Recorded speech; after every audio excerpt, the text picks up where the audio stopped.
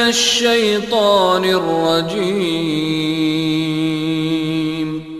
بسم اللہ الرحمن الرحیم۔ گناہ کبیرہ کی فہرست چل رہی تھی۔ قرآن مجید میں ہے ان اللہ لا یستحیی من الحق، کہ اللہ تعالیٰ حق بات بیان کرنے سے حیا نہیں کرتے۔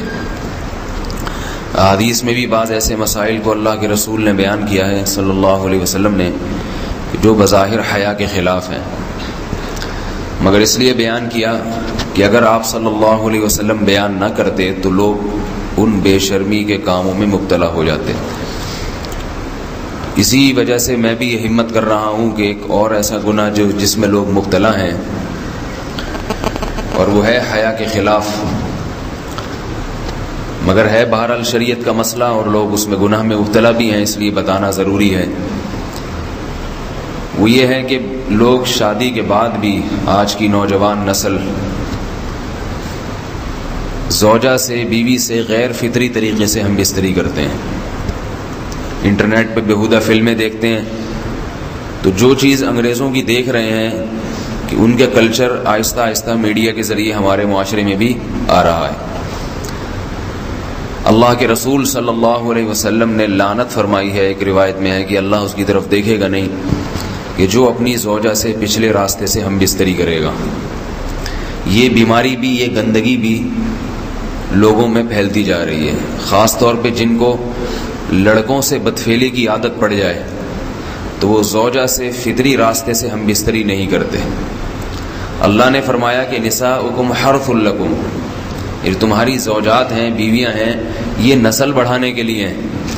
تو اسی راستے میں انسان اپنی خواہش کو پوری کر سکتا ہے جس راستے سے نسل بڑھتی ہے، اس کے علاوہ کسی اور راستے سے اپنی خواہش کو پورا کرنا یہ حرام ہے، گناہ کبیرہ ہے، گندگی ہے۔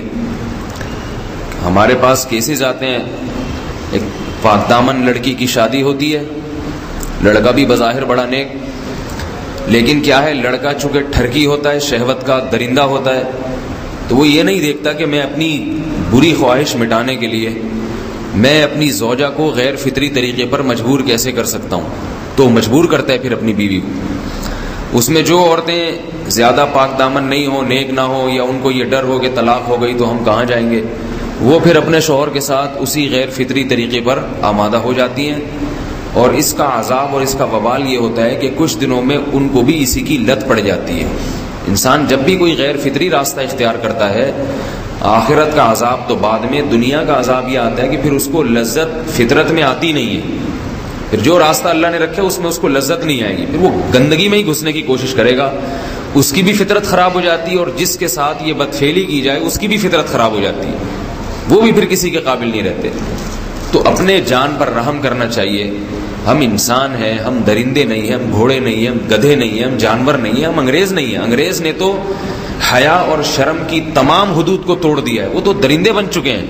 ہم تو درندے نہیں ہیں، ہم تو حلال کھاتے ہیں، پاک صاف رہنے کی کوشش کرتے ہیں، تو ہم ان کی جو کلچر دیکھ کے ہم ویسے درندے بننے کی کوشش کیوں کریں؟ تو یہ بہت بڑا وبال ہے، بہت بڑی برائی ہے جو ہمارے معاشرے میں آہستہ آہستہ جڑ پکڑتی جا رہی ہے، اور اس سے بیماریاں بھی پھیلتی ہیں۔ غیر فطری طریقہ ہے، بیماریاں بھی پھیلتی ہیں۔ ایسے کیسز آتے ہیں کہ جناب مرد مجبور کر رہا ہے بیوی کو، اور وہ بیوی جو ہے ساتھ نہیں دیتی تو پھر اس کو طلاق کی دھمکیاں دیتے ہیں، ایسے کیسز بھی آتے ہیں۔ اور یہ بھی آتا ہے کہ مرد جب اپنی بیوی کو غیر فطری طریقے پر مجبور کرتا ہے، بیوی آمادہ نہیں ہوتی، تو مرد پھر یہ دھمکی دیتا ہے کہ بھائی میری خواہش تو تم سے پوری ہوتی نہیں ہے، پھر میں دوسروں کے پاس جاؤں گا۔ تو یاد رکھیں، جس عورت کا شوہر یہ دھمکی دے اس کو کہ میں زنا کروں گا اگر تم نے میری خواہش پوری نہیں کی غیر فطری طریقے سے، تو عورت اپنے شوہر سے کہہ دے کہ جاؤ تم کہیں اور جا کے منہ کالا کرو، تمہاری فطرت میں گندگی ہے تو یہ مجھے گندا بنانے کی کوشش نہ کرو، اس کو زنا کرنے دیں، وہ اللہ آخرت میں اس سے بھگتے گا۔ ہر بیماری کا اللہ نے علاج رکھا ہے۔ اللہ کے رسول صلی اللہ علیہ وسلم نے فرمایا، صحیح بخاری کی حدیث، ما انزل اللہ من داء الا انزل له دواء، کوئی بیماری ایسی نہیں ہے جو اللہ نے نازل کی ہو اور اس کے لیے دوا نہ رکھی ہو دنیا میں۔